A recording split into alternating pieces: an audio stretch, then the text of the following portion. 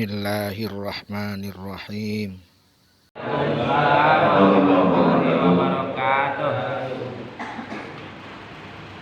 Innal hamdalillah wa syukurillah, salatu wassalamu ala rasulillah wa ala alihi wa sahbihi wa mawala. La haula wa la quwwata illa billahil aliyyil azim. Jamaah mushola As-Shifah yang kami hormati, para asatidz, para asatidah, jamaah mushola pagi ini, subuh ini, dan hari ini memulai tradisi baru di mushola As-Shifah. Setiap bulan sekali ada pengajian kuliah subuh. Dan bulan Januari ini saya mengawalinya, yaitu saya kebagiannya kitab fikih. Ini fikihnya yang kami baca adalah kitab Fathul Qorib, ya. Kitab Fathul Qorib. Jadi saya bawa ini ya. Ini dulu pelajaran saya waktu di pesantren, ya.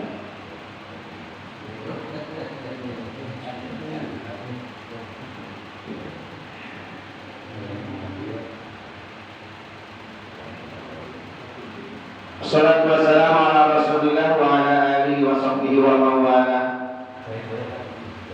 Puji syukur alhamdulillah kita panjatkan kepada Allah Subhanahu wa taala atas rahmat taufiknya yang telah diberikan kepada kita semua, sehingga kita pada hari ini bisa hadir di tempat ini untuk melaksanakan yang pertama adalah sholat wajib, sholat subuh berjamaah, dan yang kedua adalah berbagi atau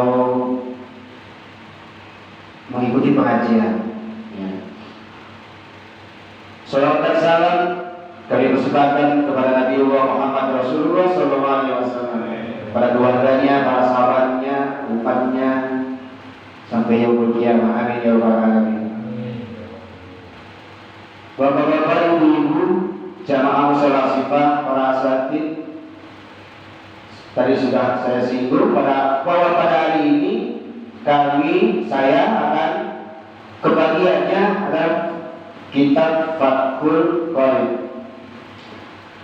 Karena ini pengajiannya kitab Fathul Qorib, kelihatannya ini serius pelajarannya atau materi yang akan disampaikan ada bagian yang serius, bukan yang ceramah-ceramah yang ada selingan humornya. Nah, kali ini karena ini adalah kitab fikih, maka kami bacakan sesuai dengan apa yang ada di sini.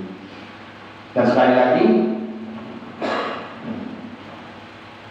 sebelumnya saya mohon maaf, saya mohon doanya ya, kirim Fatihah. Yang pertama untuk guru-guru saya di Lirboyo Pesantren Kediri, ila Nabi Mustafa Rasulullah sallallahu alaihi wasallam wa ala alihi wa azwajihi wa dzurriyyatihi, thumma ila arwahi al-masayyidina Kiai Haji Abdul Karim Lirboyo, Kiai Haji Marzuki Dahlan Lirboyo, Kiai Haji Mahros Ali Lirboyo, Kiai Haji Idris Marzuki Lirboyo, thumma ila arwahi abina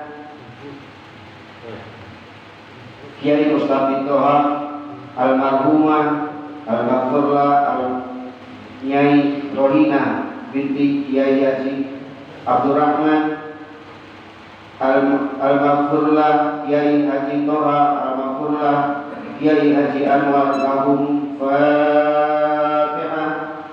A'udzu billahi minasy syaithanir rajim. Bismillahirrahmanirrahim. Alhamdulillahi rabbil alamin. Ar-Rahmanir Rahim. Maliki yaumiddin. Iyyaka na'budu wa iyyaka nasta'in. Ihdinas siratal mustaqim. Shiratal ladzina ghairil maghdubi 'alaihim waladdallin. Amin.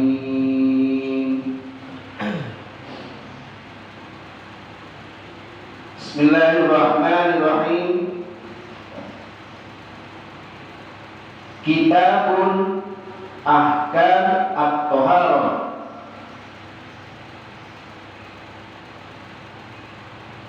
Wa kitabul lughatun masdarun bi ma'na at-tammi wal jam'i wa istilahan ismun li jinsihi wal ahkam. Wa lamma kana al-ma'u alatun taharatun istadraku lil musannif li anwa'il miyah fa qala al-miyahul lati yajuju ay yasiku. Kitab ini adalah kitab bab pertama, kitabnya kitab Toharoh. Apa itu Toharoh? Toharoh di sini adalah walamma kana al-ma'u alatun. Yang pertama, Toharoh itu adalah tentang air. Alatun sebagai alat kita lihat istidrakul musannif di anwa'iyah, yaitu tentang air, beberapa air. Jadi toharoh itu biasanya kalau kita belajar kitab fikih, yang pertama yang dibahas adalah tentang bersuci. Apa itu? Dari sini al-miyahul lati yajuju ayasilu ditadhirin bihasab amiyain ma'ussalam. Yang pertama yaitu adalah air. Maksudnya air di sini adalah air untuk memperbolehkan bersuci. Maksudnya air untuk bersuci.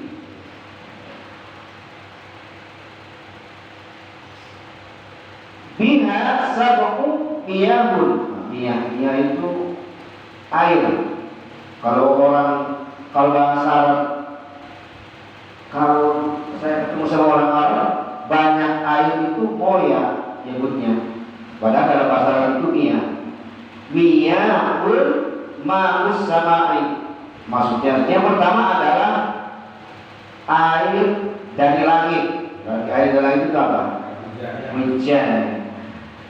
Ai an-nazilu minha wa wal matar, yaitu yang turun dari langit, wa al-matar, hujan.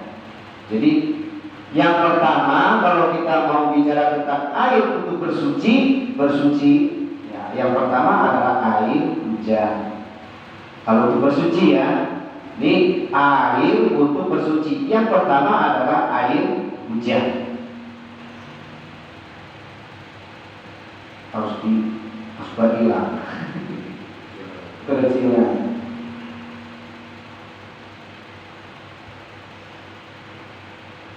Al-miyahul lati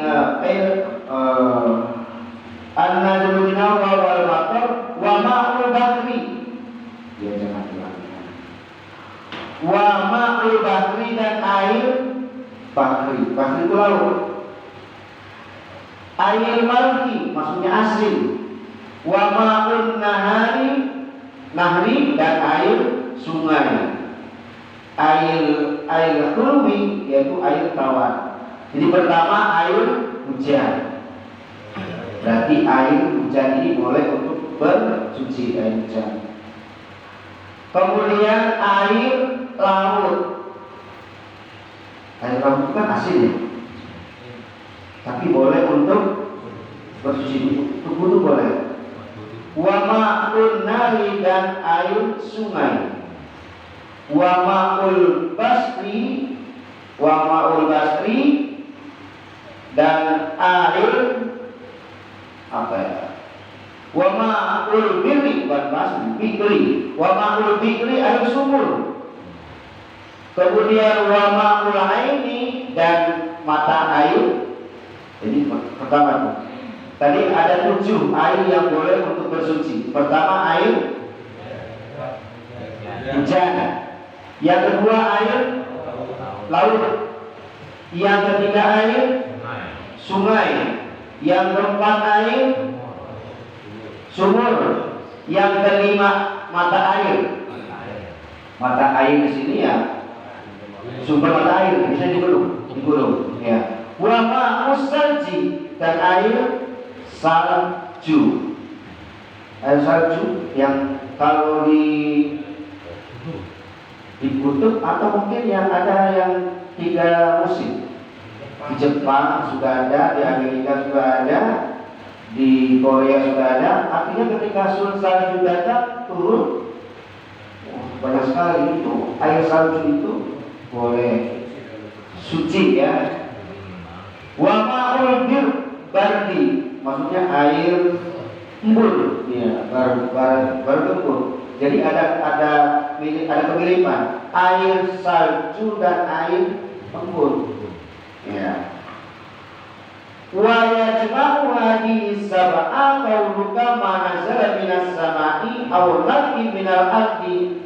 Maksudnya begini, semua air itu sumbernya ada di 2, air dari turun dari langit dan air yang sumbernya dari bumi.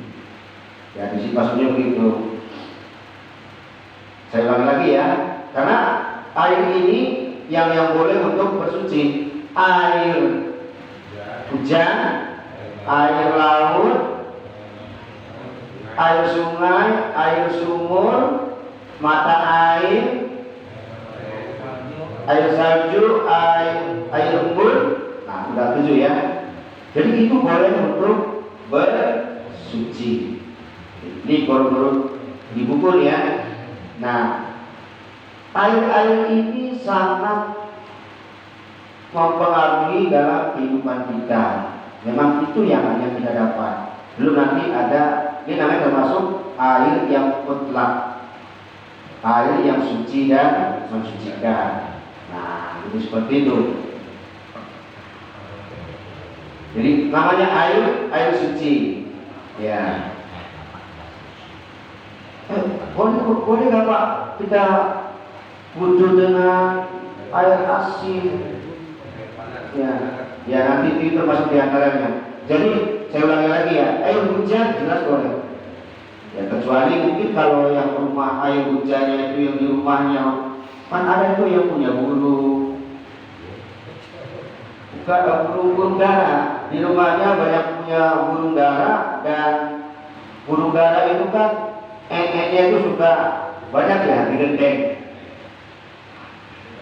Ketika hujan di genteng, duduk kalau di bawah, nah itu airnya kan berarti sudah kena najis ya. Jadi air hujan kalau ditampung kita boleh berwudu. Kemudian air laut yang suka di laut, Pak Wakil sering ke laut ini. Kapan diajak kita ke Pulau Seribu Pak? Jadi kalau kita wudu kan mau tak ada di tengah lautan, yang sering kita berada di laut. Masa ya mau wudu, mau sholat, saya harus mendarat dulu nyari air sungai, berapa jam habis kita kalau harus cari air tawar. Mau tidak mau, biar memang suci dan disucikan. Jadi wudu di tengah lautan dengan air laut boleh saja. Kemudian air sumur, air sungai, walaupun airnya keruh, air sungai itu kan ada yang warna coklat, ada yang itu boleh itu. Ya, nanti kita akan bahas. Pilih ya, kita lihat aja airnya. Kalau sungai yang sudah kotor, yang keruh, nanti batasannya seperti apa? Ada. Nah, jadi itu air dulu. Nah, air ini kalau kita kalau dalam kehidupan sehari-hari itu memang banyak sejarahnya.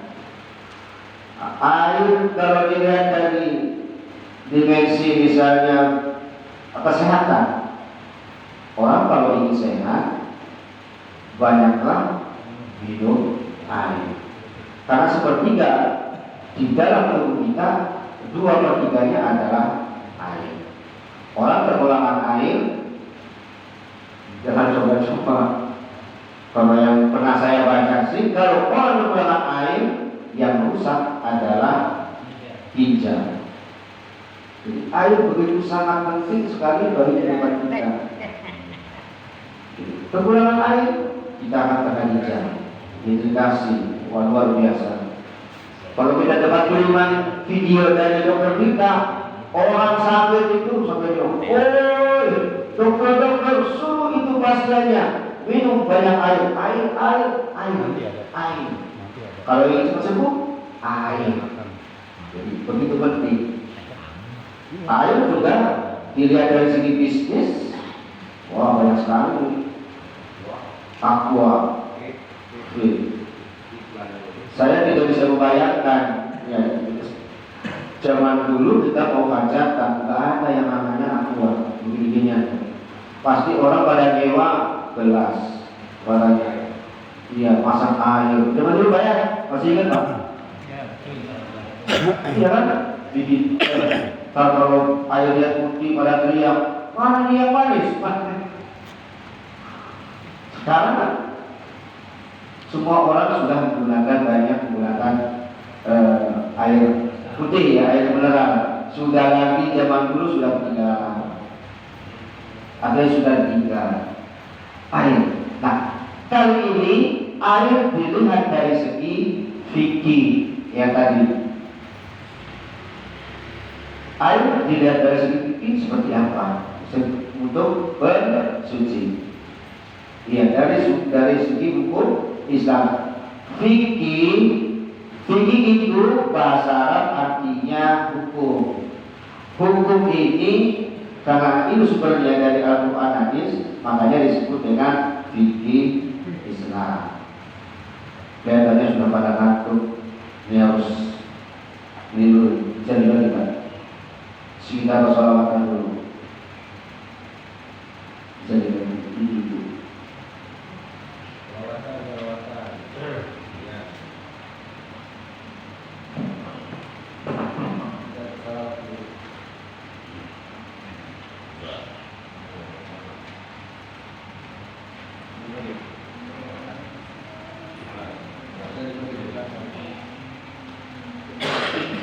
Ji, ini kalau gini udah video kan?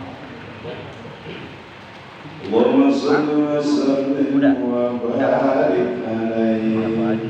Sallu alaihi. Assalamu alaihi Zainal Anbiya. Assalamu alaihi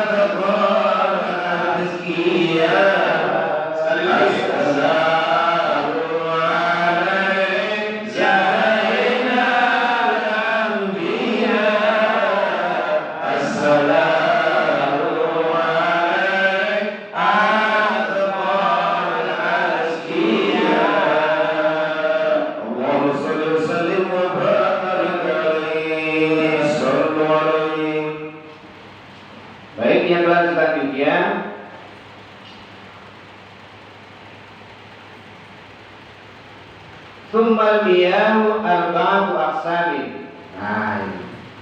Air itu dibagi menjadi 4.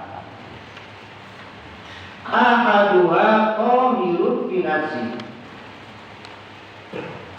Yang pertama adalah suci fi nafsi. Air itu, pada jenis air itu adalah suci. Mutahharatun mensucikan digoiri kepada yang lain. Ghairu makruhin ista'maluhu wa huwa al-ma'ul mutlaq.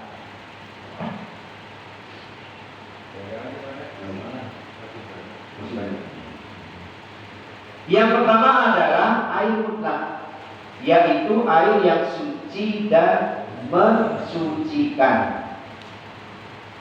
Air yang suci yang mensucikan tadi yang jumlahnya 7 tadi, itu dia suci, airnya suci dan bisa untuk mensucikan.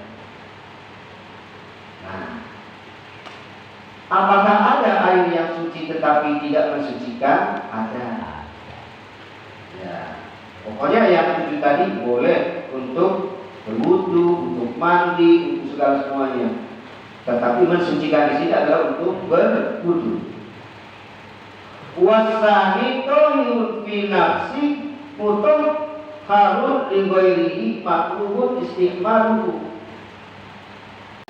Jadi airnya suci, mensucikan, tetapi makruh digunakan. Nah, contohnya begini. Kalau zaman dulu kan, ini kan karena pengalaman orang Arab, berarti di sana itu air mengandalkan hujan. Ya. Kita bayangkannya bukan Arab yang sekarang ya. Artinya jadilah Arab yang zaman dulu belum ada teknologi, tapi bukan sekarang. Ya. Kalau sekarang sudah banyak teknologi, air di mana-mana gampang.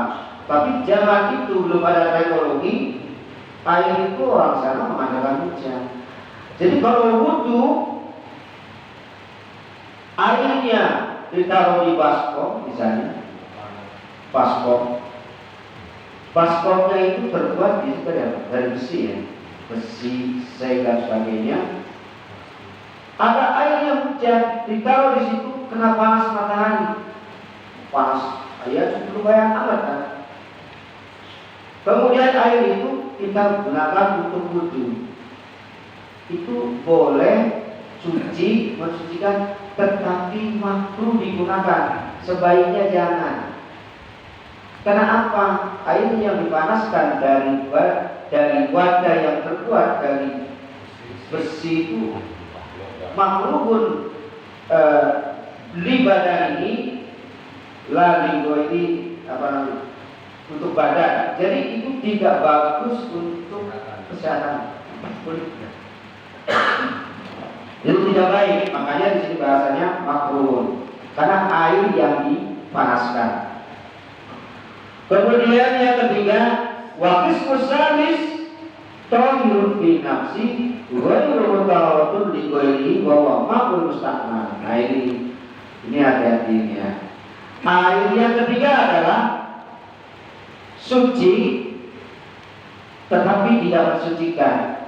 Maksudnya begini, airnya sih suci tapi nggak boleh untuk berwudu. Saya ulang lagi ya, urutannya. Suci mensucikan, airnya suci boleh untuk berwudu. Yang kedua, airnya suci tapi makruh untuk wudu karena kena panas. Yang ketiga, airnya suci tapi tidak boleh untuk berwudu, untuk bersuci. Apa itu? Wa al-ma'ul mustaqmal. Air yang sudah pernah digunakan untuk wudu. Coba. Airnya suci boleh airnya suci mensucikan, tetapi karena sudah dipakai, jangan dipakai lagi untuk wudu. Gambarannya gimana tuh Pak? Cadangin. Cadangin. Misalnya ada ya airnya terbatas, misalnya kan, ada bak. Nah, air ini mahal gitu kan. Ambil pakai kayu, atau airnya nyemplung lagi di balik lagi Pak, wudhu lagi. Itu nggak boleh. Airnya suci nggak? Suci. Tetapi karena itu bekas dipakai, jangan dipakai lagi. Nah, kira-kira begitu ya. Atau kita wudhu yang kita gunakan campur. Ember enggak boleh ini. Ya, ini kalau wudhu, bagaimana caranya biar air itu yang bekas kita gunakan jangan balik lagi. Ya, jangan balik lagi. Jadi ma'ul musta'mal. Ma'ul musta'mal terus wa bima khalaqahu min tahiratin. Jadi maksudnya begini, air yang musta'mal itu kalau airnya kurang dari 2 kula. 2 kula itu apa itu? Di sini bahasanya kullataini, 2 kula. Jadi begini kan gambarnya, ukurannya begini. Kalau kita punya bak air di rumah itu ada bak ya, tingginya 60, bentuk kubus, tingginya 60, lebar 60, panjang 60. Jadi kira-kira segini ya. Kira-kira begini, ada kubus, semuanya itu 60, 60, 60. Jadi kalau kiai saya bilang kira-kira ada 10 ember ya.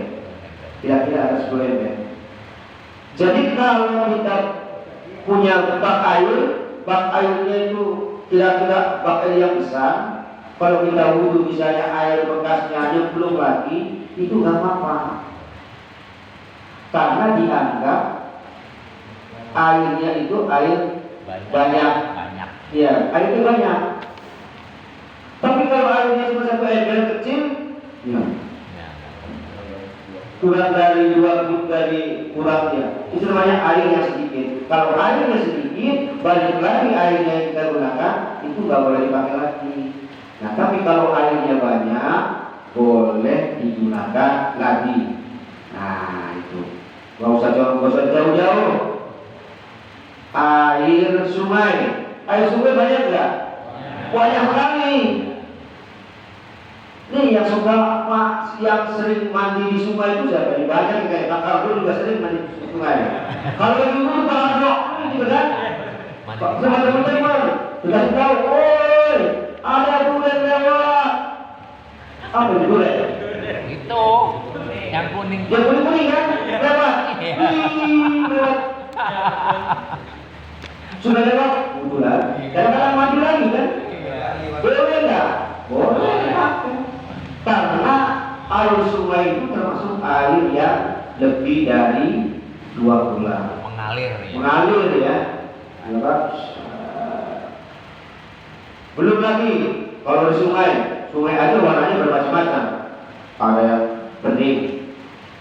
Biasanya kalau bening itu yang dari gunung ya, gunung yang bubat yang akul itu.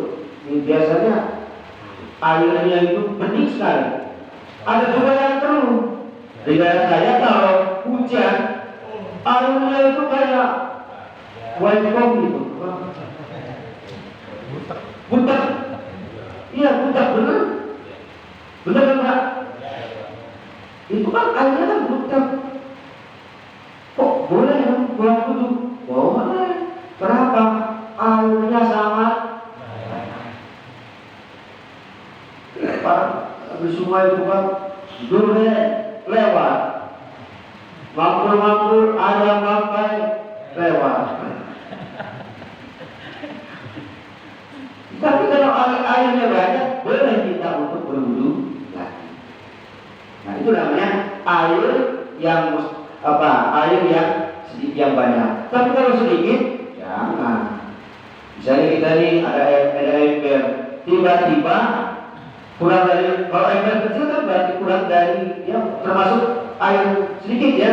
Tiba-tiba tersemprot air kopi sudah nggak bisa lagi karena airnya sudah bercampur dengan zat lain. Nggak tahu nih saya, air aqua ini boleh nggak untuk berwudu? Kalau membuatnya dicampur dengan zat giginya, ya diminum sih boleh, tapi kan untuk berwudu bisa nggak? Iya. Tapi kayaknya sih nggak tahu. Asli, ini air gunung, ya. Diuji klinis dulu Pak. Kayak pabriknya. Ya kan? Jadi seperti itu. Jadi air yang ketiga, saudara kali suci mensucikan. Kedua, air yang musammas. Yang ketiga, air yang mustakmal yang kita gunakan. Kalau jumlahnya sedikit, tidak boleh, tidak suci tapi tidak mensucikan karena dianggap sedikit. Tetapi kalau banyak jumlahnya tidak apa-apa. Orang di sungai itu, di laut, kadang sering banget ditemukan bangkai orang, ya kan? Tapi tetap boleh digunakan karena airnya sangat luar biasa banyaknya. Tahu lah kalau di sungai, saya sekolah di sungai itu bangkai hewan. Jadi Nganjuk juga gitu Pak Ustaz. Durian lewat.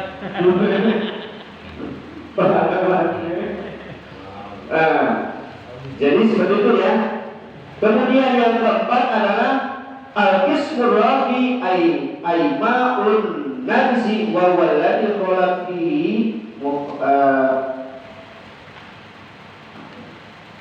fi najasi, yaitu air yang mutanajis, air yang kena najis. Jadi kalau airnya sudah kena najis, ya berarti tidak boleh lagi untuk bersuci. Airnya kena kejatuhan atau kena kencing dan sebagainya. Jadi air yang najis ini ada pengecualian. Misalnya di ember itu lalat ya. Karena kalau kita kejatuhan binatang itu kalau sudah mati namanya bangkai, ya kan? Tiba-tiba di ember itu ada lalat kecetuk mati. Tapi lalat itu kan tidak ada darahnya. Nah itu gak apa-apa, ambil lalatnya dibuang saja, boleh untuk berwudu. Atau kena najis tapi tidak kelihatan oleh mata. Contoh, air yang ember itu yang termasuk golongan air yang kecil, tiba-tiba ada lalat nemplok. Lalat itu kalau dilihat dengan mikroskop itu membawa kuman, membawa kotoran, habis nggak tahu mencrok di mana mencrok tiga. Lalat itu kan miganya yang jorok-jorok, ada nampak, ada tai. Tiba-tiba bang ini dia singgah lagi di ember yang ada airnya. Kemudian ditebang lagi. Tapi kan kelihatan.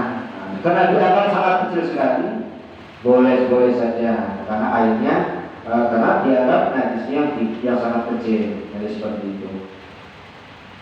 Jadi air yang ketiga, air yang keempat adalah air yang mutanajis, yaitu air yang terkena najis.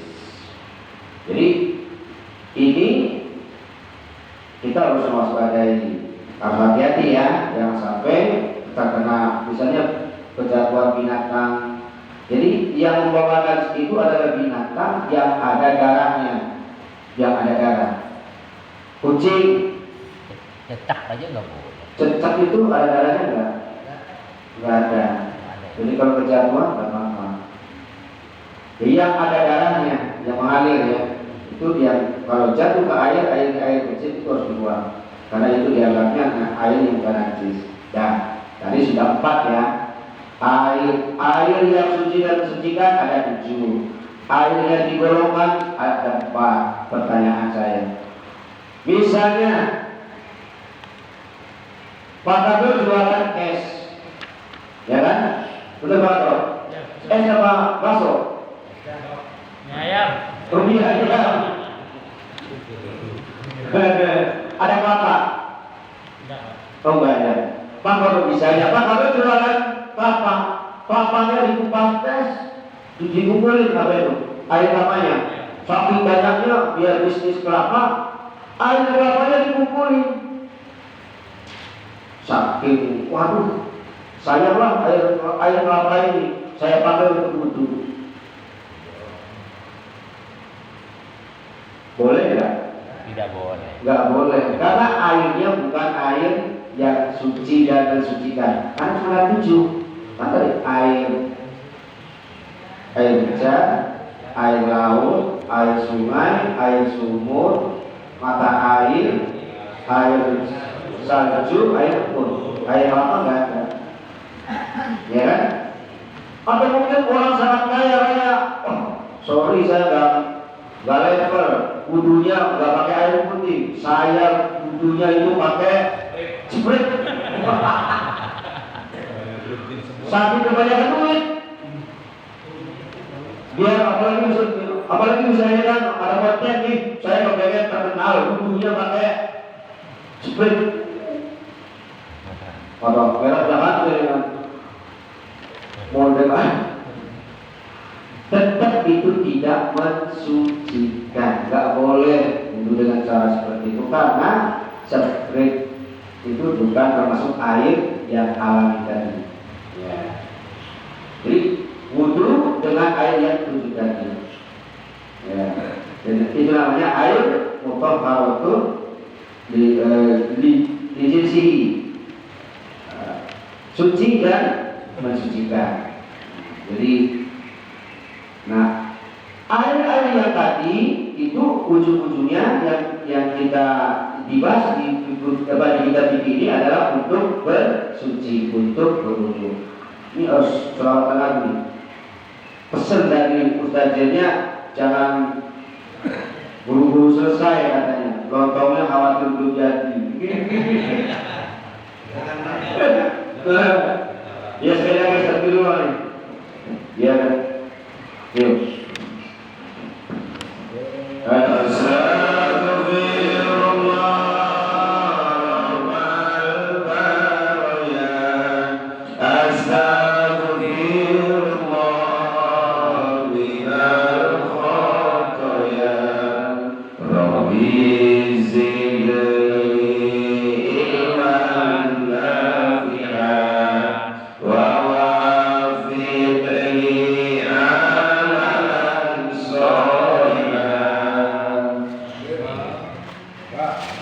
Ada lagi ya satu duanya lagunya yang lain.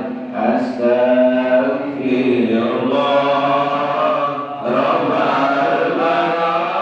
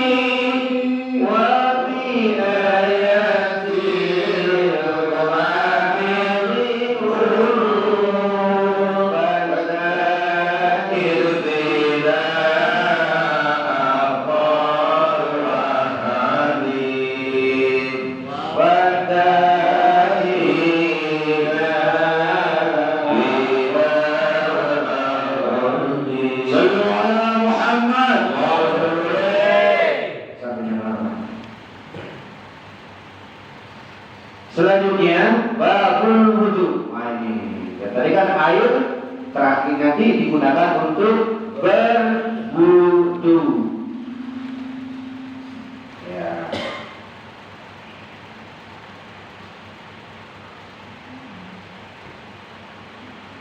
Faslun utawi mufassal baca di pesantren. Faslun utawi bab fil furudil wudu'i, yaitu di dalam bab furudul wudu, wajibnya wudu. Wa biqabil wabi fil ashhuri ismun lil fi'li. Maksudnya wudu. Ya, wudu itu ya wawunya dibaca wu. Kalau wu berarti adalah pekerjaan wudu. Tapi kalau wadu itu berarti airnya. Wa furudul wudu'i sittun asya'a. Jadi fardunya wudu itu ada sittun 6. Jadi kalau wudu, tolong wudu ini jangan sampai yang 6 ini ketinggalan. Kalau 6 ini ketinggalan, wudunya harus diulang. Iya, harus diulang. Ahadullah an-niyatu. Yang pertama adalah niat. Jadi niat. Wa haqiqatul hasalan qasdu syai'in muqtaronan bi fi'lihi. Maksudnya begini, niat itu adalah berbarengan dengan pekerjaannya. Jadi ketika wudu itu ketika airnya di wajah itu, niat dalam hatinya saya wudu untuk menghilangkan hadas kecil. Ada niat. Bapak-bapak, ibu, hadirin yang hormati, sering kita terjebak dalam salah persepsi. Nawaitul wudu'a li raf'il hadasil asghari fardhan lillahi ta'ala. Itu diucapkannya sebelum wudu. Itu sebenarnya bukan niat, itu diucapkan untuk menuntun hati. Nanti ketika air itu ada di wajah, hati di dalam hatinya niat, saya niat untuk menghilangkan hadas kecil. Ya, nawaitul wudu'a li raf'il hadasil asghari. Loh, kok enggak niat? Niat, percaya begini. Niat itu dalam hati apa di mulut? Niat itu ya niat di hati dong. Kalau hati bisa bicara enggak? Bisa terucap enggak? Enggak bisa. Tapi yang ada di dalam hati. Makanya nawaitul wudu'a itu lisan. Tapi hatinya belum. Nawaitul wudu'a li raf'il hadasil asghari fardhan. Ketika air itu ada di wajah, di hatinya di sini saya niat wudu menghilangkan hadas kecil. Itu wajib, harus ada. Kalau ragu ulang lagi. Ya. Itu menurut fikih kitab Fathul Qorib. Kemudian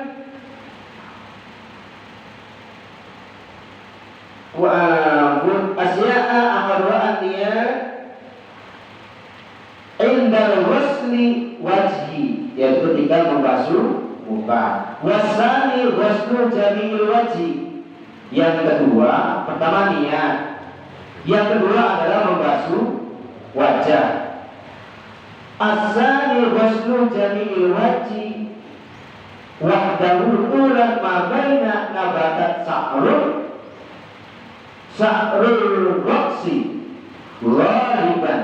Maksudnya begini, wajah itu yang mana sih? Wajah itu adalah tulang baina manabak tumbuh sa'rul rambut umumnya wa akhiruhu lil hayy. Jauh apa ini?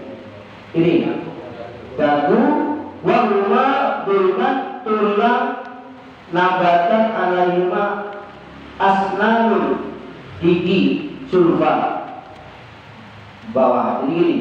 Jadi wajah itu yang harus dibasuh adalah rambut baru sini ya, sampai ke bawah dagu dan telinga. Nah, dari sini ke sini, dari rambut, maksudnya rambut sini goliban umum. Karena ada juga orang yang rambutnya sampai ke sini ya, ininya botak. Ada kan? Ada orang yang rambutnya dari sini bahkan kosong, rambutnya dari sini doang. Tapi umumnya di sini, umumnya dari mana? Dari sini kan, sampai ke dagu, telinga dengan telinga, itulah wajah. Ya, ini dia kalau wajah ini yang suka keberatan dibasuh ibu-ibu. Ya, apalagi kalau sudah pakai make up, sudah dibedak-bedak di waktu. Biasanya kan orang mau hajatan tuh, mau ada hajatan sudah dibedak-bedakin, waktunya duhur, harus wudhu lagi, ya. Belakang lagi dah. Yang sering keberatan biasanya ibu-ibu. Ya, tapi kan di sini hukum tidak memandang berat apa enggak, karena tidak ada alasan untuk wudhu ya memang harus dibasuh. Kalau sudah wudhu lagi, kalau sudah wudhu hilang ya bedakan lagi. Ya begitu. Pakai lipstik lagi, dibedak lagi. Ya. Jadi begitu ya. Terus bagaimana kalau ada rambut? Ada rambut, ada. Bapak-bapak ada kumisnya. Yang ada kumisnya. Kalau orang banyak rambut sampai banyak tebal begini. Bahkan saya sengaja dipelihara sampai panjang. Oh, orang lain yang punya kumis sampai ke bawah begini. Kan masuk di YouTube, misalkan manusia langka, kumisnya sampai ke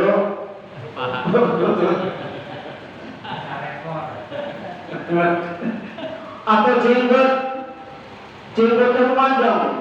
Ada juga jenggot sengaja dipelihara panjang. Ada kan? Iya. Nah, di sini bisa beruntung tadi mobil sekarang. Nah, di sini kalau memang rambutnya tebal sekali yang tumbuh di wajah itu, yang dibasuh cukup rambutnya saja. Tapi sampai selesai ya. Jadi kalau panjang jenggotnya berarti berwudu. Kumisnya nah, ini kan anggota wajah.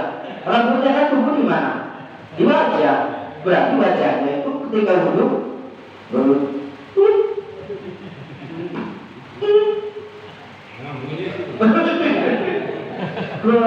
pada maksud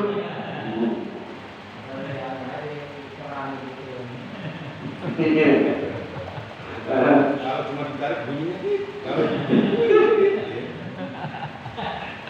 Kira-kira begitulah, ya. Termasuk juga ada bukan kumis, ada juga yang sudah hitam-hitam tubuh, lalang manja. Ya, kalau pendek mah nggak ada masalah. Ada yang memelihara sampai panjang, itu harus. Nah, ya. Tapi kalau rambutnya tipis, kumisnya kumis tipis, jenggotnya tipis, berarti kulitnya yang ada jenggotnya ini harus basah. Iya, ya seperti saya kan kumisnya tipis, saya kan jenggotnya tanggung begini. Berarti kulit yang ada jenggotnya ini harus basah. Tapi kalau tebal sekali, Pak, orang suku apa ya? Kulitnya itu yang namanya tebal kecil. Itu kalau dia mati misalnya mati, diginiin, airnya ada tembus, terhalang dengan rambut. Ada juga yang mulai kumisnya apa dia, saking tebelnya, kalau wudhu itu airnya nggak masuk ke kulitnya. Oh nggak apa-apa, karena dia kumisnya jenis kumis yang tebal dan memang sulit untuk masuk air. Nah, seperti itu. Al-wajhu. Kemudian Arabi waslul ya wasalis yang pertama dari niat ya. Yang kedua membasuh wajah. Yang ketiga waslul yadaini membasuh kedua tangan ilal mirfaqaini sampai siku. Fa illam yakun lahu mirfaqaini, jika tidak ada kedua tangan, kedua sikunya, aktobat berdoa, ya kira-kira aja. Kalau di Arab Saudi yang pernah ke Arab Saudi banyak ya, pasangan pernah ya, tiba orang Arab itu biasanya orang Batak itu ada yang ini berputus, suka minta-minta kalau orang umroh banyak bu, itu kan ini tangannya nggak ada. Jadi kalau wudhu, bagaimana tangannya nggak ada jari-jarinya? Ya kira-kira aja lah wudhu. Jadi ada anggota badan yang tidak ada. Jadi bagaimana kalau tidak ada? Ya anggap saja ada. Ya apalagi yang mau wudhu orang anggotanya nggak ada. Atau mungkin kecelakaan. Ya, jadi tangannya memang harus berputansi. Ya. Dan termasuk kalau misalnya ada anggota jari-jarinya yang tambah, misalnya ada 5 tambah 1. Nah, jadi kenang-kenangnya harus basahin. Jangan kan cuma 5, yang 1 nggak apa-apa, nggak usah disebut. Enggak, memang harus semuanya. Ya, udah kesiangan ya, tanggung. Warabi'u masbuh ba'dur rasi. Dan nah ini bahasanya beda ibu, bapak ibu ya. Kalau tangan bahasanya ghuslu. Ghuslu itu berarti membasuh. Kalau tangan bahasanya ghuslu yadaini warabi'u masbuh ba'dur rasi. Tapi kalau kepala bukan ghuslu, bahasanya masbuh, mengusap. Saya sering ada melihat kalau orang wudhu di situ tuh, kalau mengusap kepala, loh, ya basah semua. Ya saya lah, apa maksudnya? Kepalanya itu jadi kayak orang habis mandi. Kalau habis mandi kan pakai peci, pecinya basah. Kalau sering dipakai peci jadi bau. Tapi kalau memang sengaja, ya Pak, saya tahu wajibnya itu mengusap. Kalau membasuh, boleh saja. Tapi kan kayak ada misalnya buat, apalagi kalau buat puasa, Basahin ya, semua. sengaja dibasahin. Oh, ibu ini lagi lapar kan begini. Iya. Bahwa nggak apa-apa dibasuh. Tapi wajibnya di sini adalah mencukup dengan mengusap. Jadi kalau wudhu, boleh dibuang, buang atau jadi bahasanya masbul sakrul ra'si, mengusap. Bukan rambut bahasanya. Di sini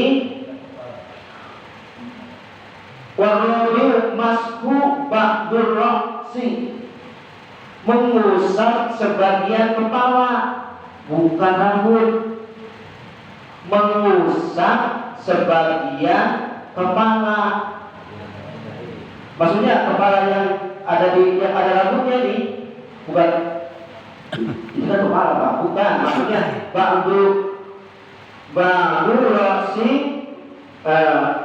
ba'du maskul ba'dur ra'si, ya, anbatat sa'ru, yang tumbuh ada rambutnya. Jadi karena kepala yang ada rambut itu wudhu ini rusak. Pak, bagaimana kalau botak? Botak, ya karena rambutnya nggak ada ya, kepalanya. Ya masalahnya kalau nggak ada kepalanya. Iya. Masjid berubah. Jadi mengusap sebagian kepala yang ada rambutnya. Ini ada yang asal begini ya. Ya, ya nggak apa-apa. Yang penting, kan? Ada yang begini. Memang sunnahnya begini. Nah, sunnahnya ya.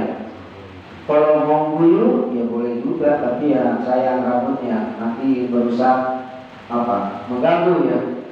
Kecuali lagi bulan puasa, memang kadang-kadang suka enak. Ada yang apalagi itu minum tetes. Jadi seperti itu. Wal khamisu ghuslur rijlaini, membasuh kaki ila ka'baini sampai mata kaki. Ya. Sama dengan tadi ya, kalau kakinya buntu gimana ya kira-kira aja. Ya kan, sama. Jadi termasuk juga kalau ada rambutnya tebal ya. Nah, di sini ada masalah itu. Dan ketika anggota wudhu ini, saya ulangi lagi ya. Anggota wudhu itu wajah, tangan, kepala, kaki, ya kan? Tangan sampai ke situ, wajah dari atas ke bawah, telinga sampai dagu, kalau kaki sampai mata kaki. Ini anggota wudhu. Anggota wudhu ini tidak boleh ada penghalang yang menghalangi air ketika wudhu. Contoh, bapak-bapak yang suka kerja kadang ngecat, ya, suka ngecat. Itu kalau ngecat itu suka jatuh, Pak. Kita nggak tahu jatuhnya di mana, apakah di sini, apa di tangan. Nah, ketika wudhu airnya nggak tebus. Nah, kalau airnya nggak tebus, berarti wudhunya basah. Untuk ibu-ibu suka pakai kutek. Kasih tahu, kutek itu kan ada yang tipis, ada yang tebal. Ada yang memang istilahnya kutek Arab. hijrah, sakti. Ada yang kalau yang dari haji itu, ya orang-orang tadi, kuteknya kutek pacar gitu, itu nggak apa-apa. Pokoknya gini deh, kita bisa mengira-ngira kalau kita wudhu kira-kira airnya menghalangi, ya berarti nggak boleh apapun jenisnya. Ya kalau cat juga tahu ya, nggak nyampe kan. Nah, jadi bagi saya, pemahaman saya, perempuan yang memakai kutek berarti dia sedang men. Orang lagi men kan nggak wudhu. Kalau di saya, pemahaman saya, perempuan yang pakai kutek berarti dia sedang haid, sedang. Kalau pakai terus, wah itu bahayanya. Masa sampai terus? Berarti salah kita terus-terusan merhat. Jadi perempuan yang pakai kutek berarti dia sedang haid. Anak muda atau anak gadis dikasih tahu, dia bapak-bapak, ibu semua. Jadi kalau kutek itu hati-hati. Kalau kamu sedang haid boleh pakai kutek. Tapi kalau lagi tidak haid, hati-hati, kuteknya itu tembus enggak untuk berwudu. Ini anak perempuan. Yang bapak-bapak juga sama. Ada nih rambutnya putih, pakai film. Wes, keren makanya bisa berubah. Udah lagi. Nah, sekarang begini, kalau wudhu rambut itu kena nggak? Kan kalau kita dulu kan membasuh. Nah, Pak, saya bilang sebagian Pak sudah saya hitung sebelah sini ke sini merah, yang sebelah sini sengaja tidak di pikok. Jadi kalau nunggu yang sebelah sini yang nggak ada pikoknya, ya kan? Yang pikok kan cuma sebelah sini, yang sebelah sini enggak. Jadi kalau nunggu, gitu kan? Ya nggak apa-apa, nggak ada masalah. Sah nggak? Ya sah. Kan cuma mengusap sebagian. Yang di pikok kan sebelah sini, yang di kalau dulu kan boleh aja.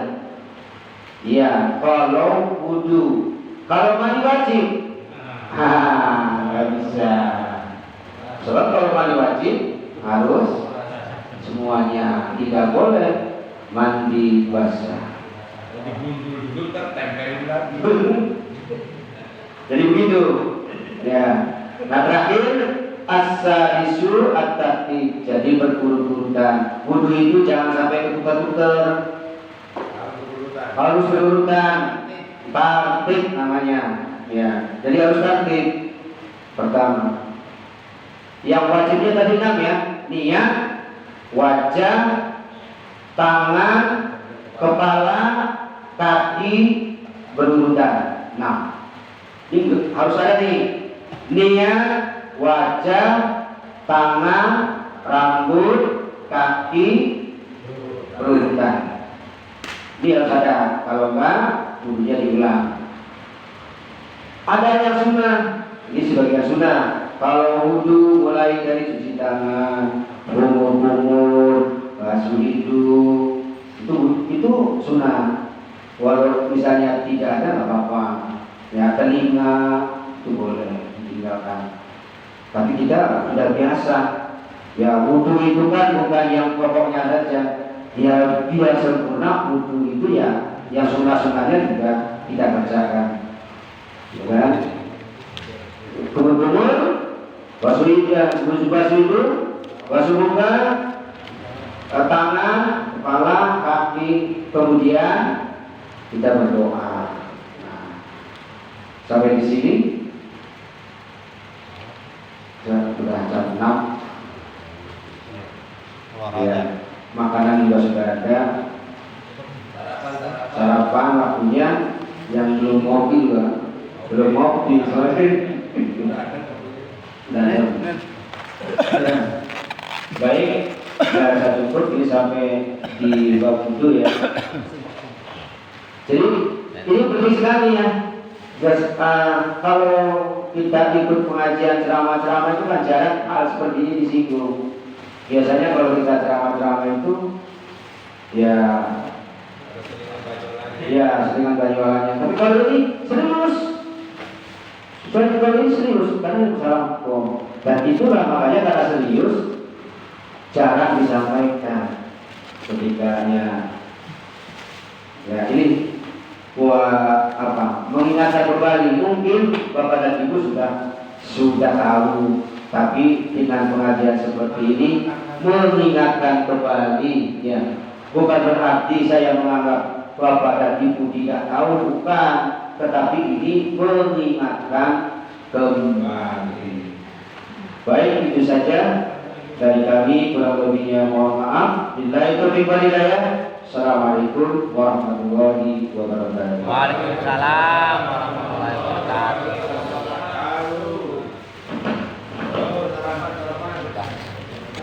Pulang aja.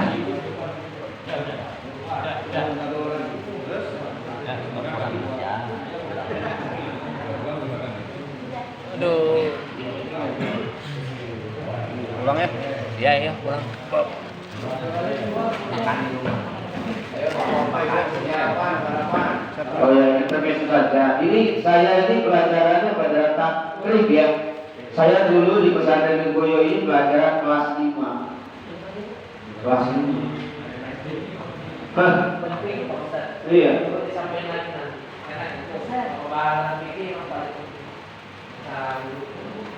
Sarapan dulu di sini sarapan. Sekarang.